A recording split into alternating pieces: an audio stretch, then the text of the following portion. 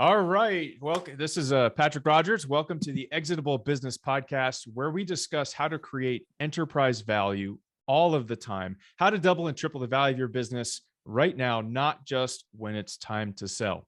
This is episode number 11. And today we had the privilege to have Doug Story as a guest on our show. And Doug is the president of the large laundry sales division of UNX Incorporated, who just did a merger. I'm sure we're going to get into that. Welcome to the show, Doug. Thank you for having me. This is kind of interesting. It's something I've never done before. I have to knock it off my bucket list now, I guess. So awesome. Yeah, awesome. Very cool. Very cool. So, welcome to the show, Doug. And just, Doug and I were talking a little bit before this. This is going to be an awesome episode. Doug has so much experience with so many high-level things and running large organizations. I can't wait to dig into this. So a little bit about Doug. For over 37 years, Doug has worked in a career that's crossed a number of boundaries, from research chemist to global marketing to VP of innovation, and now president of a large division in UX Industries in North Carolina. And this diversity experience has allowed Doug to develop what we'll call a 4D view of how organizations and employees really have to work to accomplish their strategies and objectives in the business. Doug is happily married, 4 wonderful women in his life, 3 daughters. In fact, Doug, when we first met, he was on his way back from West Point, dropping his daughter off and seeing her off. Excuse me, dropping off doesn't sound so good. And he was about ready to celebrate with his wife. So I'm sure we'll talk about that. And Doug's also a published author, wrote a book called The Blood of Soldiers Makes the General Great. It's about technical sales, how to optimize the efficiency of planning and prevent failure in corporate plan, and also written multiple articles. Again, welcome to the show, Doug. And I always like to kick it off by asking my guests to start out with one interesting fact that maybe not many people know about you. Oh boy, that's hard because again, like with the last name Story, like I tell you, stories talk a lot. We tell a lot of stories. Probably the most interesting fact that a lot of people don't know about me is I'm in my when I was about 16, 17 years old, I had cancer.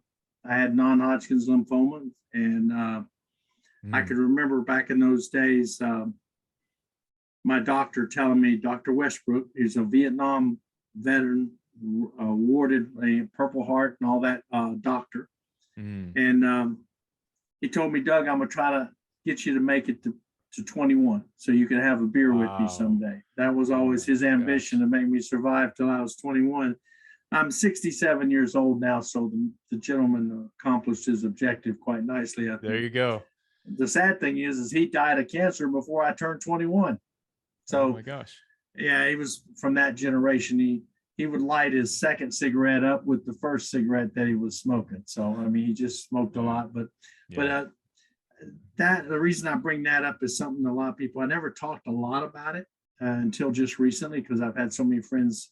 I've used it as a motivational thing for them to say, look, you're going through the hardest initiation in the world to join the Big C Club. And that's what I call it, the Big C Club. And but at the same time, it was one of those motivational things in your life where we talked about focus some in our previous conversations. Yeah.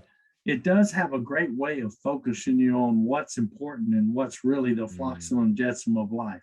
Right. When you look at things from that perspective and from that lens, and you get through it, if you don't get through it, you don't have anything to look at. You're adios muchachos. But when you go through that, it does give you a different perspective on business and on life, on raising your kids, on what's important and what's not important. And I felt like that's why I bring it up. It's one of those things in my life that helped me build that kind of thing, to make me sometimes things a lot of people care about. My wife can't understand it. Some people can. I don't see, hey, you're looking at something that's, in 2 days, you're not even going to remember it. But today is suddenly a catastrophe. And as the father of 3 girls, drama is part of that. And it drove me nuts because I had that other focus, and they're running drama all the time. But it is something that keeps me, when the rest of the world is kind of going crazy over a lot of drama. I think it's helped me keep myself aloof of that or away from it, and more focused on what has to be done from a personal perspective, from my kids raising perspective, as well as from my business perspective. So it drives me a lot. Yeah, I mean, so what you're saying, if I'm hearing it correctly, it sounds like you went through this experience and it was really just life altering for you. It really forced you to focus on what's important in life. And it's kind of funny, you know, so many people, CEOs, whoever, we go through life and we think the most important thing we have is our business or our job, right? And sometimes we forget, why are we doing this? Why are we doing this whole thing in the first place? It sure as heck isn't to make money. Sure. I mean, sure, we get a few things.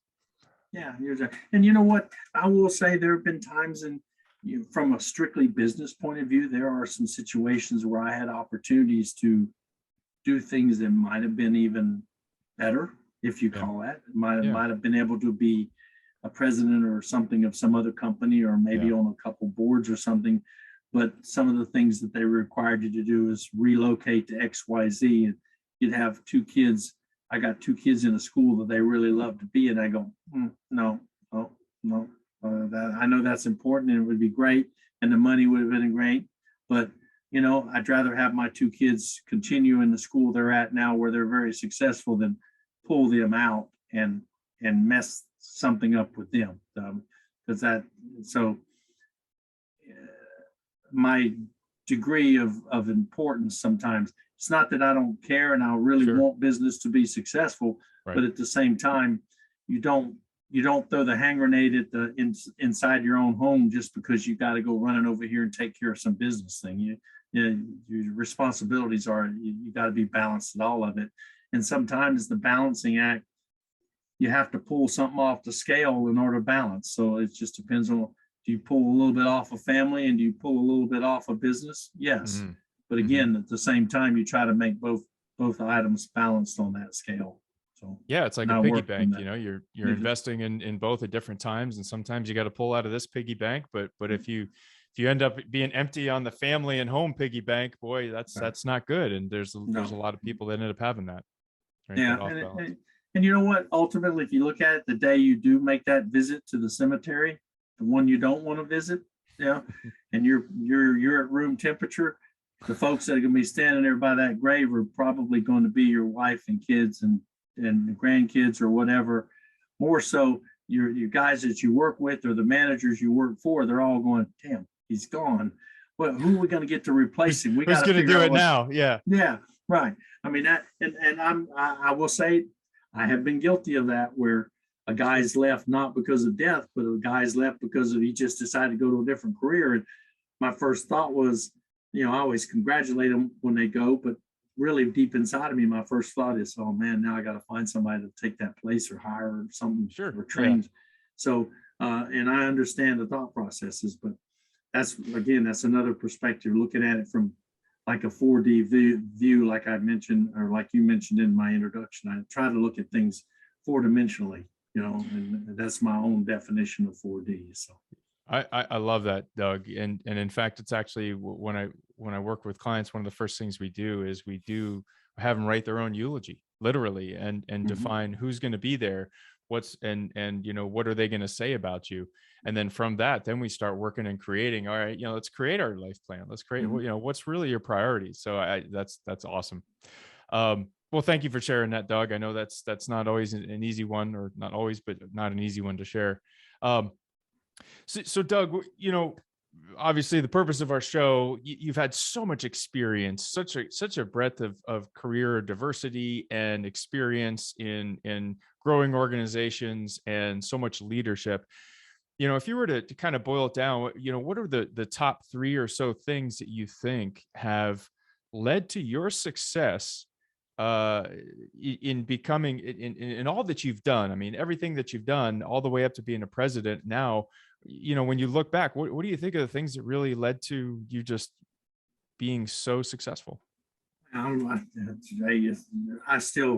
I still don't know what I want to be when I grow up. So defining the successful thing there is difficult sometimes. Yeah. Well, when my daughters tell me, Dad, what do you want to, is this what you want to be when you grow up? I said, no, I don't really know what I want to be when I grow up, because there's so many things I see out there today that dang, why didn't I do that? Or why didn't I do that? I should have done that. But you are what you are. But I think what helps you keep your path, once your path is opened up for you and you figured out this is the path you're going to follow, it's like I've already alluded to it in some ways, is the focus that you have. You make sure you try to focus your path on what you want to get done, and you stay glued to that focus, and you move forward with it, and you use your life experience. Don't be afraid to use your life experiences in developing your focus on what you want to do. I wish I could come up with a better definition of focus, but I look at focus as, okay, I'm moving forward here. Here are all my options and stuff. There's all this flotsam and jetsam around you. There's things always distracting you. But if you can, I guess if you're the only guy in there that has a calm head the whole time and you're focusing on, okay, the ultimate objective is this. As long as you keep that ultimate objective in your mind, and this could be your day-to-day problem solving, or this could be your long-term problem solving. You look at that day-to-day, right. You look at that day-to-day process. And one of the things I tell the young men and women that I've mentored over my years is, remember, you're playing chess, not checkers. Okay. You're in it for the long game, the marathon, not the sprint. When you're playing chess, every move you make, that move shouldn't be, well, okay, we got that knocked out today, I'm going home for dinner. That move also should be a component part of what you're looking at to have developed 6 years from now or 7. Like, for example, this consolidation that we've been involved in. That is a strategic move in terms of supply chain availability. It makes us a bigger company so we can buy more product, more raw materials from different places, so that now we can be much more reliable. We're not as dependent on one supplier or two suppliers. We have multiple suppliers from all over the world now that we can rely on. So that's part of that focus thing. It's a chess game. Yeah, buying a company, yeah, you get rid of a competitor, yada, yada, but that shouldn't be your only reason. What positive attributes do they give to the culture that you have? In other words, some people say, well, I got to hire people and I want them to fit in my culture. Well, like anything else, culture is not a static entity. What you hope to do is, when you buy somebody or you bring new people in, you hope to enhance your culture to make the culture better. So again, that's all part of that focus thing, is focusing on the big picture of things, and then being able to look at each individual, the small components, and see how they become part of the puzzle that is your big picture. So focus is one, and then of course execution. Well, you have go ahead. I was just going to say, I'd love to dig in a little bit more if I could, Doug. You know, when we talk about focus, CEOs, founders, presidents of companies, right? I mean, we have a ton of people coming to you. Your executive team is coming to you. People are coming to you, pulling you in all kinds of directions. And you have to, you know, like you said, you have to kind of weed through that. What kind of decision, I know we said a few things. What kind of decision-making criteria do you really look at when someone, let's say one of your team members, one of your managers comes to you and they want to do X, Y, and Z? They think this is going to be a great initiative. What kind of things, walk us through, maybe walk the audience through what your decision-making process would be for something like that? Well, I'm a matrix decision guy. Okay. I usually have what I think I would like to do, but one of the things I learned a long time ago is, just because you have an idea and you want to implement it, it's not you that has to live with the ultimate outcome of it. It's the individuals that you assign or that are responsible in the field that have to live up to your promises. So I try to make everything I can, my promises, their promises, and that they sign on. So if a guy brings an idea to me, first of all, he's already set step number one. It's his idea. And if it's his idea, I know he's a stakeholder in it. And so we'll sit down and talk about it. And sometimes I call it pushback. I have an aggressive streak in me sometimes, where a guy brings up an idea and I'll play the devil's advocate and see how strong he is on it. If I throw a couple fastballs past him and he goes, okay, you're right, that wasn't a great idea, then I'll pull him back. If I think his idea was good, but he's suddenly starting to withdraw from it, I'll go, hey, wait a minute, your idea has this if you plug these things into it. Yeah. But but you didn't show a lot of commitment in that idea. So I do try to push them, because if they come back at me with ideas that they've thought about after I push, then I know that's an idea that gives you reason to evaluate it, because he's committed to it. This could have legs. Yeah. That's right. It's going to have legs. And so we'll sit down and talk through the details of that idea and try to do it as quickly as we can, because, my phone's always ringing, his phone's always ringing, or her phone's always ringing. And so we'll talk through it. And if it does have an idea, then I set him down many times, depending on which companies I've worked for over the years. You always had a process where you had to fill out paperwork so you get the idea budgeted and this, that, and you need money for the R&D costs and expense. So then I sit there and I talk, well, are you willing to go through the process? Because sometimes filling out the paperwork's harder than actually the idea, implementing the idea. Yeah. So you can get the money for the budget. So we'll sit down and do a financial evaluation of it. We'll sit down and do a failure mode analysis. I mean, what happens if this idea goes wrong? What's the worst case scenarios if it goes wrong during testing? So I keep driving that. I just push them. I keep pushing them. Yeah. And I'd rather have somebody push back at me and say, well, no, my idea is good, Doug. I mean, right. If he pushes back, then I go, okay, I've accomplished one of my objectives about all ideas. Okay. If I come up with an idea that's my idea, right, I follow that same methodology. Sure. But the difference is I take the idea out to the guys, and we'll have a matrix meeting on Zoom, or in today's world, or today's vernacular, or most of the time in the old days, we went out to dinner. I take them all to lunch, and we sit around the table. We're just kind of spitballing as we call it. And I'd bring up what about this idea, guys? I heard about that. And then you plant that seed in them and you let it cook around the room. And one or two of them sometimes will pick up on it and go, that's a really good idea. I said, well, I don't know if it's a good, and I'll start shooting holes in my own idea, because I want it to turn around and be their idea. Because again, if it's my idea and I push it down the ladder, it just becomes another flavor of the day. But if I can figure out a way to take my idea and spitball it with the guys and get a few of them to adopt it as their own idea, then what happens is the odds of success of that idea are going to be increased, because now it's not just my idea. It's not something from coming on up high down the ladder like a lot of people did, but it's also something that in fact they think is a really good idea and they're going to implement it. And because I have seen in many years corporate offices come up with an idea and they push it down to the people in the field, and they've never even talked to the guys about, do they think it's a viable thing?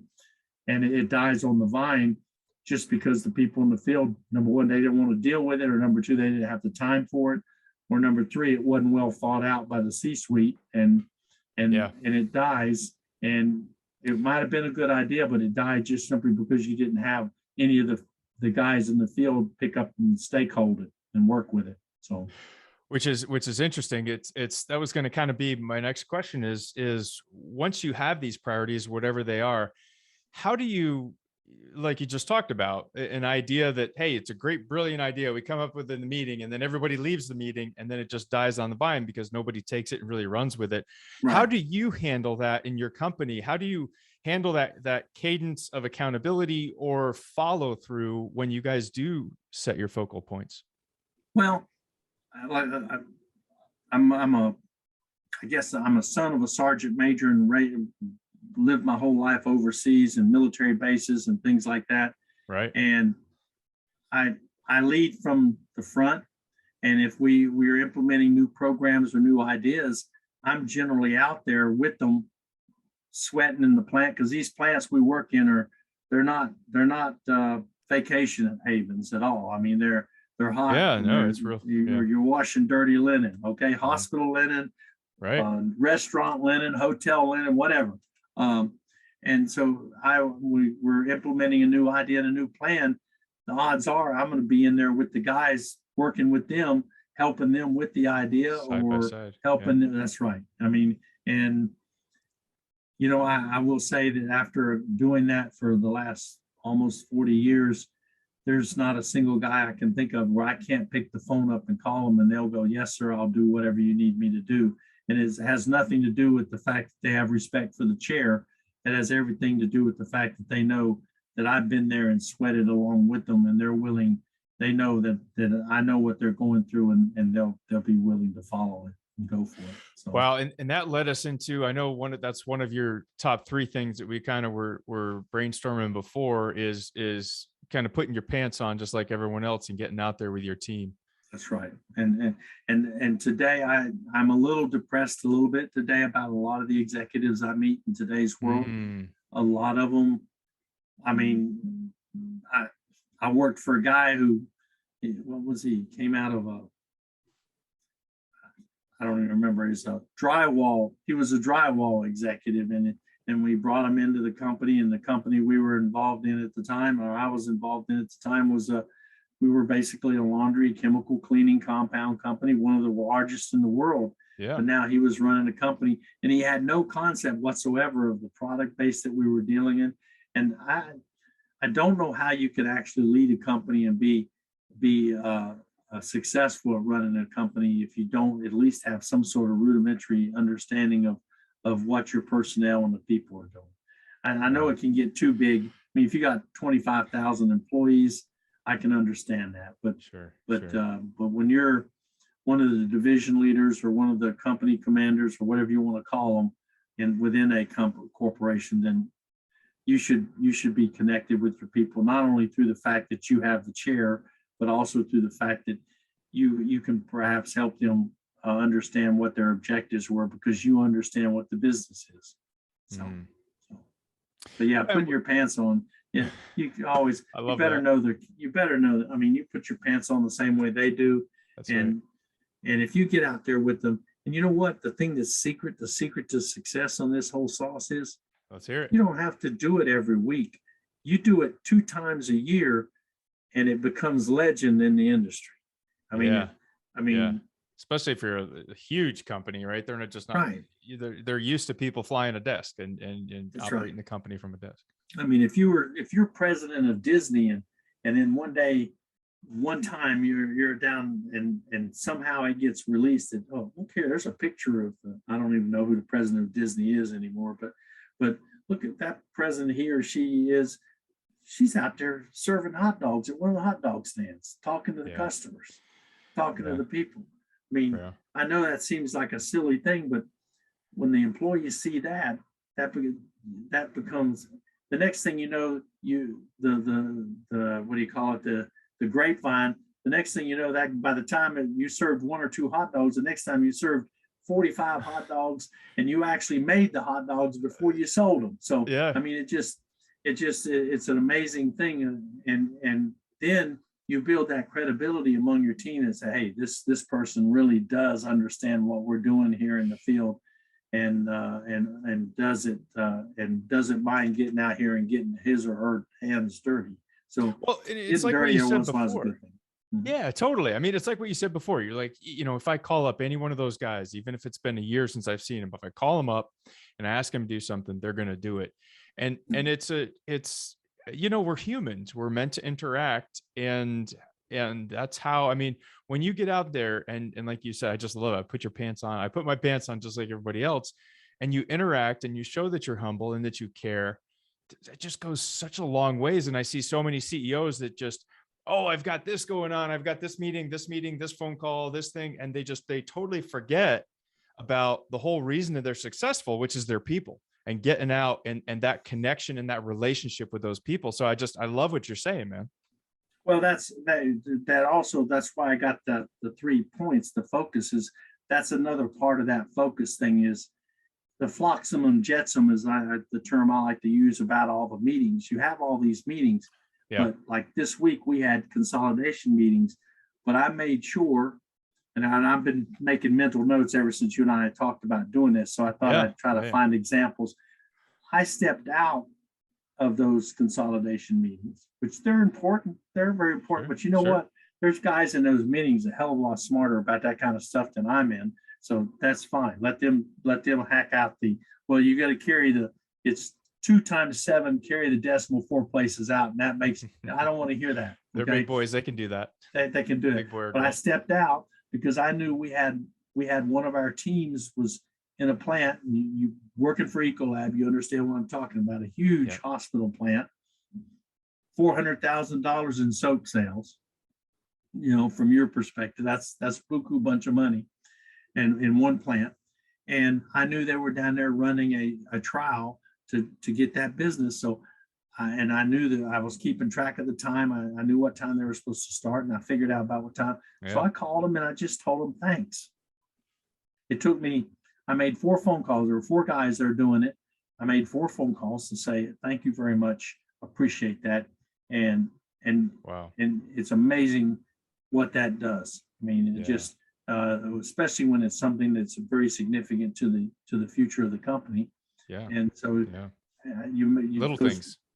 And you know what? I could just tell in their voice. Matter of fact, when I called the second guy, he had already been called by the first guy to tell them that I had called him about it the first time. So the grapevine moved faster than I was able to dial my cell phone. So those little things. And I think if you ever read some of Daniel Goleman's books, are you familiar with his, I'm having a mental glitch right at the moment, but experiential thinking or yes, I forget the name of the book, but yeah, Daniel Goleman, he's written 3 or 4 of them. I've read all of them. I can't believe I can't remember the name of it. But it's all part of that, being able to control when you're under pressure. The whole crux of the theory is when you're under pressure, you usually revert back to whatever your primal habits are, and understanding that you try not to go back to those. You figure it out. So, but in reading those books, though, he also explained the things like just being simple stuff. Such simple stuff actually can be 10 times more valuable. I mean, the phone call in some cases is more valuable than if I send them a check or a bonus card or something that they could take his wife out or something. But which I do that too. But the phone calls sometimes are much more valuable than that, because you're taking the actual time out of your schedule to do something, and I don't know why, but my time is no more valuable than theirs, but they think it is, and so they consider that a pretty big thing. So and I'm cognizant of that, and I understand it, and I want them to know that their time is more valuable than mine, because if it weren't for them doing the business out there, everybody in the office, myself included, the rest of us would not be getting salaries. So who's the most important person in the company, me or them? Exactly. Yeah. But and it's funny. So those he writes a lot about emotional intelligence, which is exactly what you're talking about. That's emotional intelligence. Yeah. And I follow Gary Vaynerchuk just a ton, and that's all Gary's talking about today. I mean, he's one of the top leaders and entrepreneurs in today, and it's really in this day and age, that the leaders who are the empathetic leaders, the people with emotional intelligence that that actually care and have ability to express that they care, they're the people that get respect. They're people that get results. And so, love that. And I've met a lot of executives, and I'll be honest with you, there have been a couple of times that I have probably not been on my best P's and Q's with certain executives. I respected the chair, but I didn't respect them. And, and sometimes I was probably a little bit on because again, I didn't respect them because they got the chair one way or the other, but they didn't earn the chair. And I look at that, and sometimes I have problems dealing with that. But again, that's just my own personal weakness there. I probably should respect them more just because they're in the chair, but if they're hurting the company and they don't know what they're doing, I do have difficulty with that aspect of that part. And I'm cognizant of that as well. I want the guys to respect me, not just because I sat in the chair, but I want them to respect me because when I have an opinion about the business they're involved in and if I give advice to it, they know that advice is coming from someone who's actually looked at it and lived it and knows what it is. Love that. Yeah, totally. I mean, it all depends on where the person's come from, their upbringing being their role models that they are, modeling their leadership and management style off of. Yeah, it's kind of funny. Mine is a little tough because my dad was a sergeant major. So my role model was somebody he's a little short guy, but he's scared. My brother and I were a lot taller than he was, but he scared us to death till the day he died. We always knew if he wanted to take us out, he probably could do it with a toothpick, but we never but we never didn't push him quite far enough. That's no, good. no. He was, but his he had his management style involved three. There were three kinds of people. There was the guy in the foxhole that was standing there holding his ground as the enemy was attacking, or he would be attacking. Yep. There was the guy crying in the bottom of the foxhole, crying, and he used a couple of other explicated deleteds. We won't do that say those right now. We won't do that. And then there was the other guy where you turned around and tell him to come help you, and you look around and all you see is the bottom of his feet and his back and his elbows as he's running away from the fight. So he defined everybody in those three criteria, and I probably have a little bit of that in me as well. But I'm pretty good at. But you know what? The guy crying in the foxhole, if you treat him and put him at the right seat of where he's supposed to be, he could become a variable statistician or a strategist.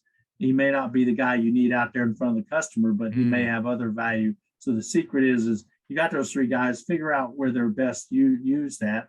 You know, the guy that's running away from the fight, he might be the one better make him as a cook somewhere, supplying the food rather than, or maybe in the back office doing the accounting. But then you got the salesman who's out front continuing to push the business. It's interesting, that you say that. There's, if you have somebody perhaps not doing a good job in a position, right? But then you evaluate their values and all those things are in line. They have good, they're trying, but they're just not succeeding in that role.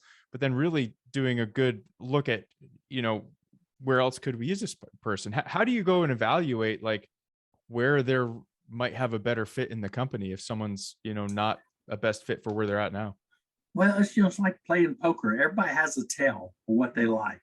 And when you sit down with them and spend a little time talking to them, they'll tell you whether they know they're telling you or not. They'll tell you what they like to do. And we've got guys that you get with them and you sit down with them for a few hours and talk over a beer or adult beverage or a non-adult alcoholic beverage, whatever, and talk to them. And that's what that is actually, because I always consider when a guy quits or a guy leaves, I don't think,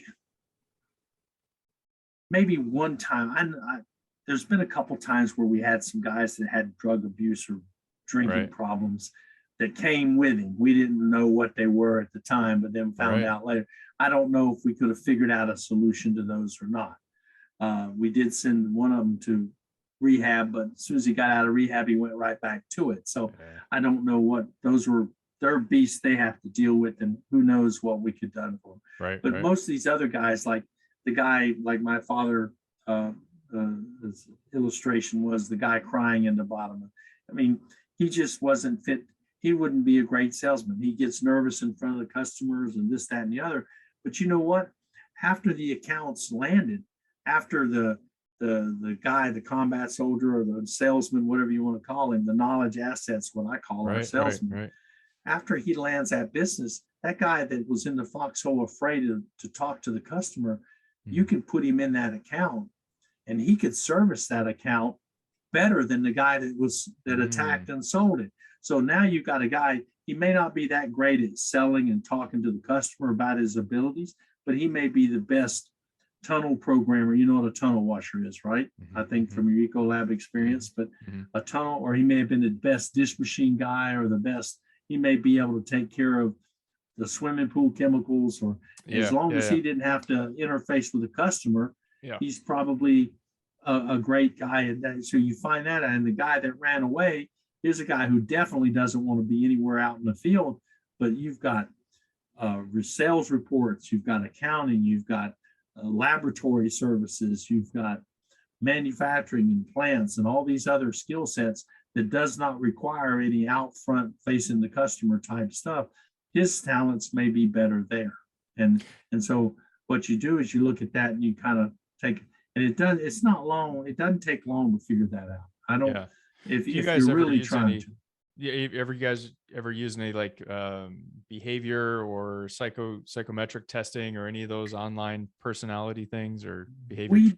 We don't right now, but I have used them in the past when I worked for, I worked for SC Johnson and Johnson Wax and those companies. I think we gave those to ourselves as well as to our employees. We gave those tests probably once a year, I think, something like that. And it was all part of the evaluation of the employees to make sure that we had the, say it this way, the right butt in the right seat in the right bus. And totally. That was what that was all about. And I've gone back and looked at some of my own evaluations over the years, and would be interesting to see.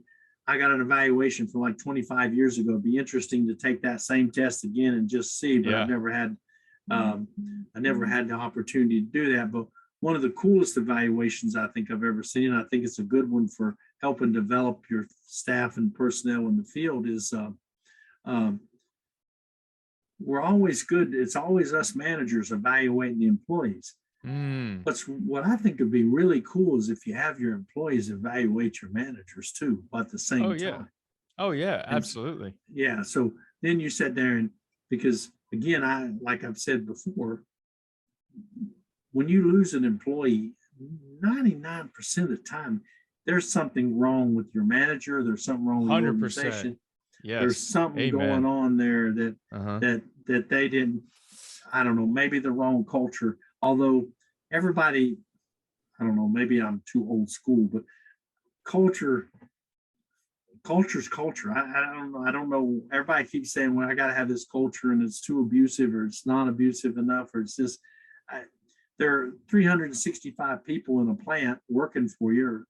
They're going to have 362 different cultures within their own mental says so, Yeah, I mean, you have culture, but I mean, there's definitely ways to modify that and raise the culture. But I want to dig in. I mean, you mentioned this, this concept of having the employees, rate the managers, and I mean, that's something that's. It sounds like you've done a 360 degree feedback survey. Then, yes, I have done it. Such a fantastic tool.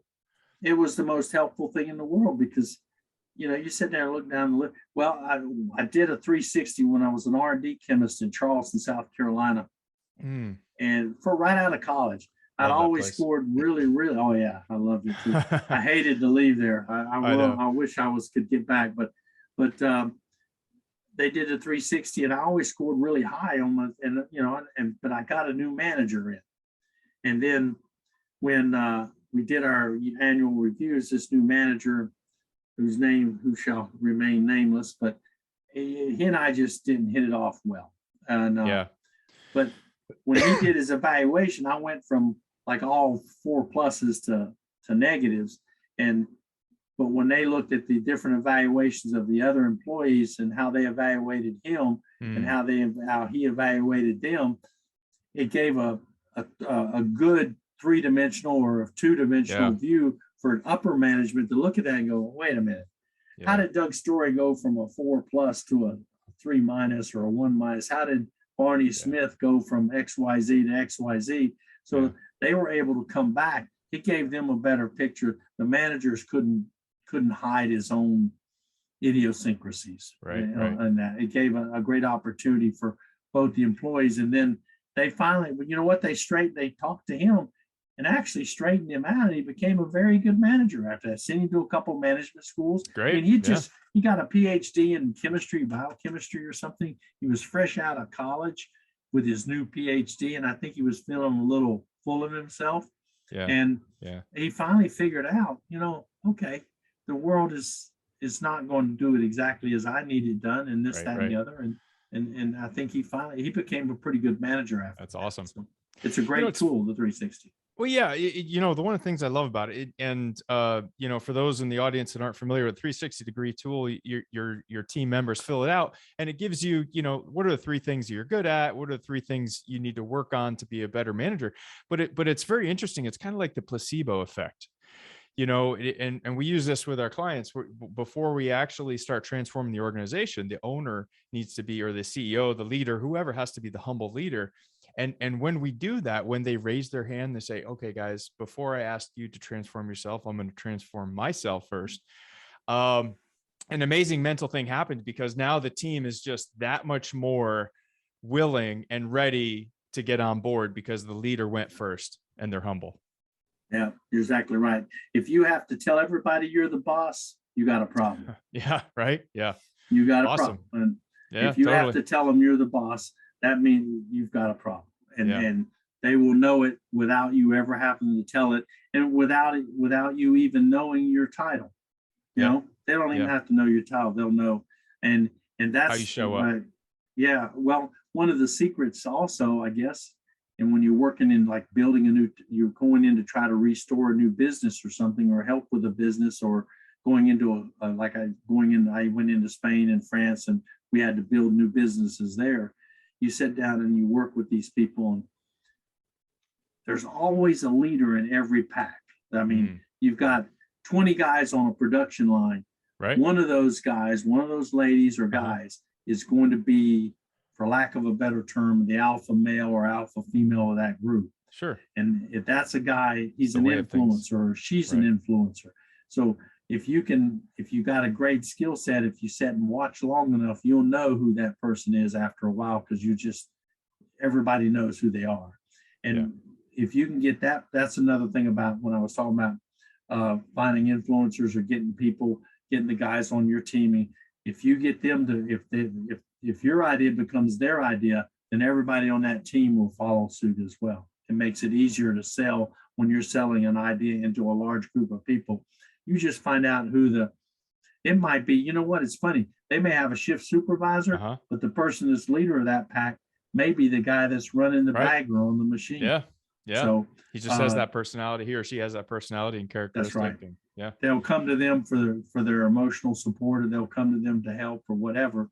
And once you figure that person out, then you've got those, and you want to plan an idea in the industry. You just basically, well, go tell Jose this over here, or go tell Fred this over here, or go tell Barney or Mary.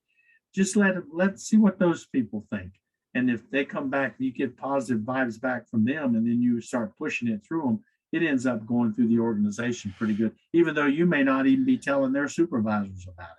So, it's interesting just hearing you talk, and it goes back to, actually, this is one of the things that my first manager was trying to teach me a long time ago, when my head was in, this is like 15, 20 years ago, first started being a manager, is just, it's all about the chess game. I mean, the way you're talking about, oh, this guy over here, you have to understand who's doing what, and who's kind of influential, and you got to plant the seed with that person, because that person's going to spread that seed all over the place. I mean, that's so strategic, and probably not something that a lot of up and coming CEOs are thinking about. No, they're thinking about, oh, I got the title and I get the chair. Strategy, a lot of times. Sales, marketing, but it's all about But the strategy is, why do you have the chair? The strategy is not getting the chair. The strategy is why. What do you want when you get that chair? Are you thinking you're going to be JR? Well, most of the viewing audience, probably our listening audience, probably doesn't know who J.R. Ewing was, but are you thinking you're, I don't know, the guy that plays Iron Man? You're thinking that you're that rich guy, or the guy that plays Batman, the rich guy there. That's what you're going to be driving around with a Maserati on the phone because you're now CEO or president. That's not really the reason I have this job now. That I came back to this company. I left another company and came back here, and the reason that I'm doing it is because I worked for this company many, many years ago and came back, and I wanted to come back and with the full focus and intention that there are things that I felt like that I could do and help motivate other people to do that would change the way the company was doing business and make the company successful. So the objective has nothing to do with occupying the chair. The objective is more of put me in a position where I actually have maybe a little more authority, or I have more of a stump or more of a bully pulpit that I can actually start talking about ideas that, but in the past, I always felt like were kind of pushed under the table and nobody wanted to hear them. Yeah. Now I have the bully pulpit, if you want to call it that, where I can sit and talk about something, and I at least know they're going to at least listen to it for a minute or two. Sure. But then when I get out in the field and I start using the bully pulpit when I'm working with the guys in the field, then I come back up north, back up to the office. That that bully pulpit stuff starts filtering up through the ranks, and the next thing you know, it comes into the corporate office, and everybody has to listen to it because now it's been planted in the field and it's coming back up to the office. So now I say, oh, those guys got a great idea. I like that idea. It's pretty good. And it may have been something that I planted out there. So, So I want to come back to that kind of that third leg we didn't really dive into is execution. Tell us more. That was kind of when we talked, one of your top 3 things that's led to your success. So tell me more. What do you mean by just execution? What does that mean to you? Well, I mean, that's another experiential type thing from experience. I used to working in some of the larger corporations. There was always the flavor of the month thing. Mm-hmm. Yeah. And there were a lot of times there were great ideas, but they just didn't get executed. They never, or they didn't work because no one thought them through. And that's why I think execution, if you've got an idea as a corporate executive and you want to implement it, then you have to be as emotional about it as what you hope the employees are going to be. And the only way to really show that emotion is put your money where your mouth is, or put yourself where your mouth is, and just get in there and say, guys, we're going to execute this, and this is the idea I've got. And you set in on the meetings, you listen to them, you want to do that. And if you can, at least once or twice, get out in the field where they're experimenting with it, or get in the research lab where they're experimenting with it, get out and then take it back out in the field and work with that part of working with the execution of it is going to be the way you make it successful as you're working from top down. So kind of coming back to what we were talking about before is when there's, it's almost like execution and focus really go hand in hand, and really just getting out there and being with the team and following through personally on priorities. Oh yeah, absolutely. Okay, And awesome. A real simple example of that is, for years, my dad used to give me 2 trash can lids. When we were raking leaves, we'd grab the 2 trash can lids and hold the trash can lids, and we'd scoop up the leaves and throw them in a bucket or a bag. Yeah. Well, Dad always thought, well, that's a great idea. And you put the lid back on the trash can, you forget about it. And then I go to, I don't remember who it was, Granger or Lowe's or somebody like that. And I walk in there, and there they got these giant flat plastic scoops that you got handholds on them. You put your hands hold, and you can reach down on the ground and pick up the leaves and put them in the bag. Right. Well, my dad and I 40 years ago were doing that, but we never thought about executing on the idea that, hey, we could go and make some plastic sheaths and plastic round things and put some teeth on the end of them, and then sell them to Lowe's as leaf picker-uppers, right, for leaves, for bagging leaves, as a product, and make money out of it. And now they're out there. Yeah. So there's a chance where we had the idea, but nobody invested in the execution of said idea. And those kind of ideas, that's a rather simplistic way to put it, but those kinds of ideas go through the ranks of people every single day. And some of them are revolutionary in their implementation, or revolutionary in their thoughts, but they never get past that'd be a good idea. Oh, shoot, it's lunchtime. Never mind. But, it never gets totally. Yeah. Oh, this is going on, or that's going on. So making sure, if you've got an idea and it's part of your corporate thing, you got to be more than involved in the fact that, well, let me look at the P&L on that thing. How's it looking? You got to move further along in the execution, because again, if you don't translate that emotional support you've got for that idea to your personnel in the field, they're not going to be as emotional about it as you are. So therefore, when they hit the slightest bit of resistance, or anti-aircraft fire is what I like to call it, as soon as they hit the little bit of resistance, suddenly, wow, the idea is not even. They're not going to take and figure out how to make it. Right. You got to kind of be there to supporting and pushing and driving and re-supporting the vision. That's right. And in some cases, when you see where, oh, that was a problem, I never thought of that, but let's modify it this way and tweak it that way, and let's see how that works. And that solved that problem. So, but most folks, if you just pump that idea from down high and put it into them, without coming in and being involved in the execution of the idea, my guess would be 9 out of 10 of them probably will not ever make it to the customer. To the customer.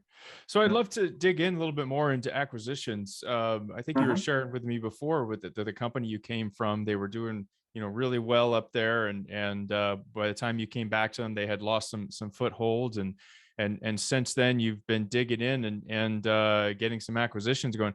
Share more about, your thoughts on acquisitions overall and just, you don't have to go into specifics or anything, but just kind of bring us up to speed on what your thoughts are there. Well, over the years, I've worked for several companies. I've worked for one company. We had over 125 acquisitions in 2 years. Wow. A little extreme and not a good thing. It did not turn out well for that company. Too much. Yeah. They spent too much money in too short a time and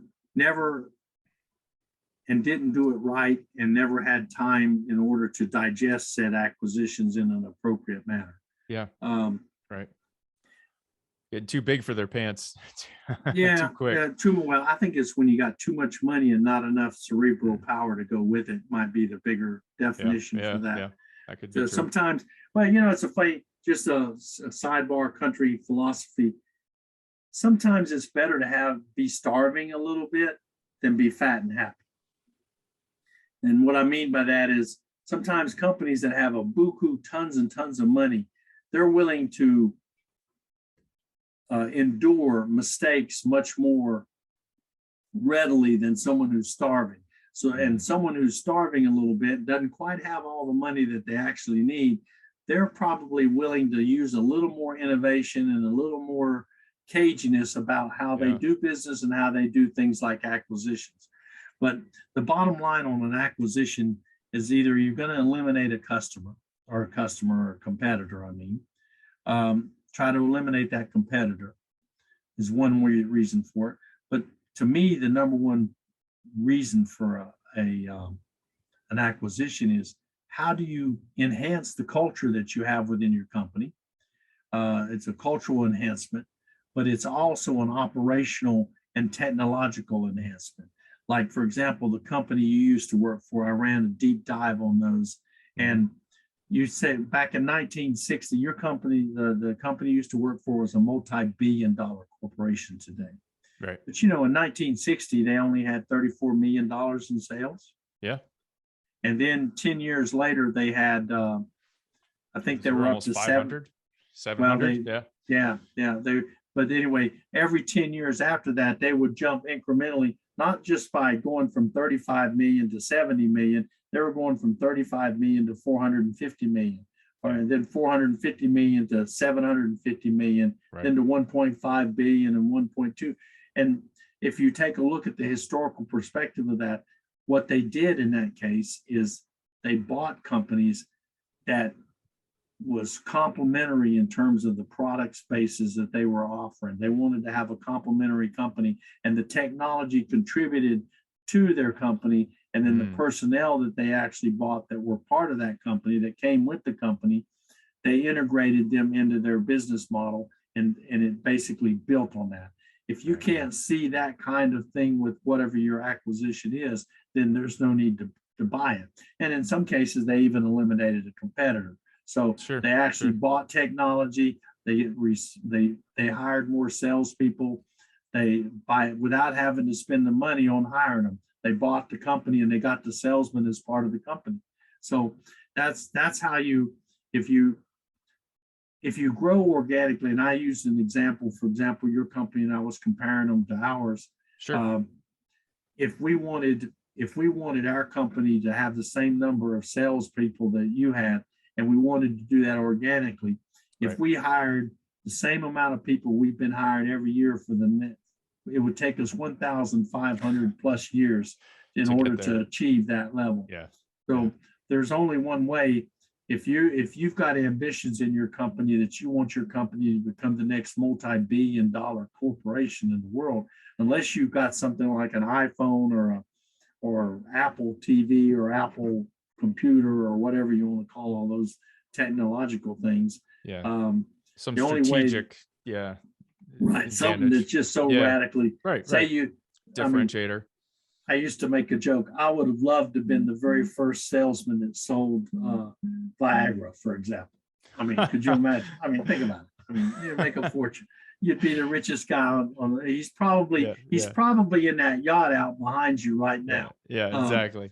But and so that's the only way you're going to build that kind of, is just to have something that's so unique in the industry, like the iPhone, Viagra, all these different kinds of things that are out there. That there really isn't now. I guess there's competitors to all of them now, but if you're able to find that niche that no one even thought about it and get it, then you can grow. But if you're just a little old company, and you watch the dimes and you watch the pennies and you build up assets and you're flowing, your cash flow strong, and you see another little company that's maybe the guy's a little older and he's wanting to retire, and one of the things we have found in the industry is a lot of the sons and daughters are not getting into this business. So you've got these older gentlemen and older ladies that own these companies that no longer want to do, they want to retire and move to where you're at right now.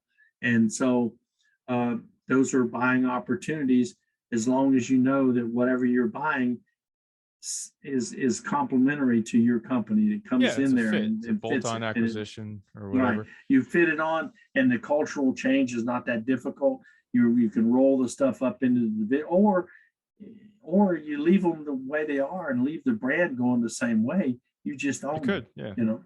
So Doug, so I mean, if I hear you correctly, you're saying if you want to become a bigger company quicker, right? You transition from organic to acquisitions. How what size of company would you think that people should start thinking about acquisitions as they're growing? You know what? I don't think it's, size always matters. Size does matter. Yeah.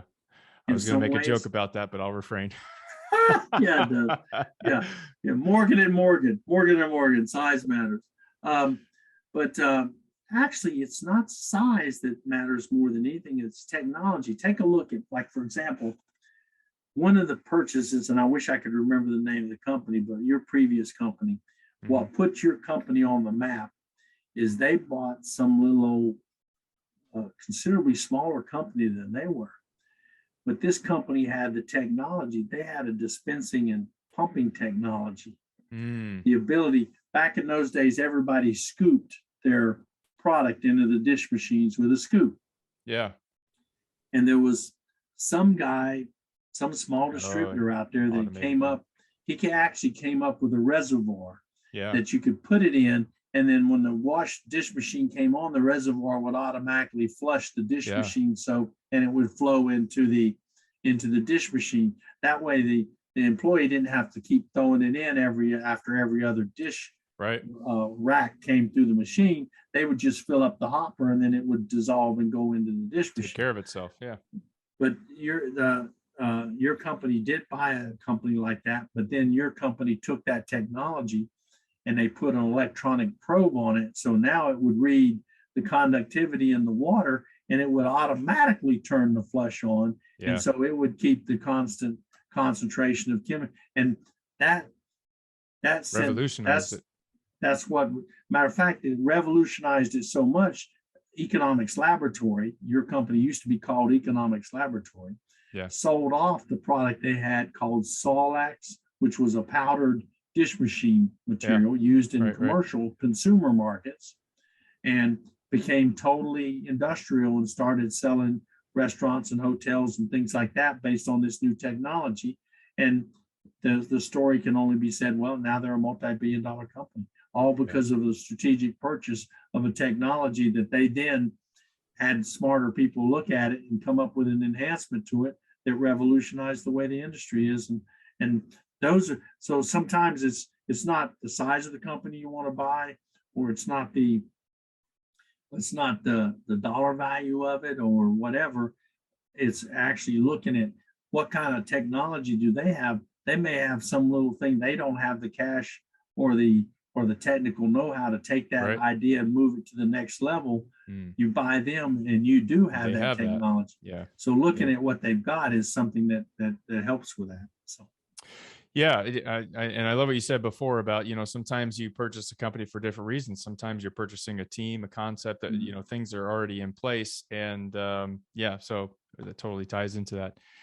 Or sometimes you're sitting down in Fort Lauderdale down there, bored, and you go, well, I need something to really gray my hair a little bit. Yeah, yeah. And so what you do is, I'm going to just buy a company because I need to go my hair gray. So, there which you go. I know a lot of guys that, there's a guy out in California, or not California, but in Arizona. He bought a bleach company. Yeah. He retired from being was some sort of venture capital guy or hedge fund guy and worth multi-billion dollars, but he just got bored sitting around the house, and there was a little bleach company down the street, and he got fascinated by it and he bought it. I'm always looking to buy companies. So if you are in Fort Lauderdale and you're looking to sell your company, give me a call. Oh yeah.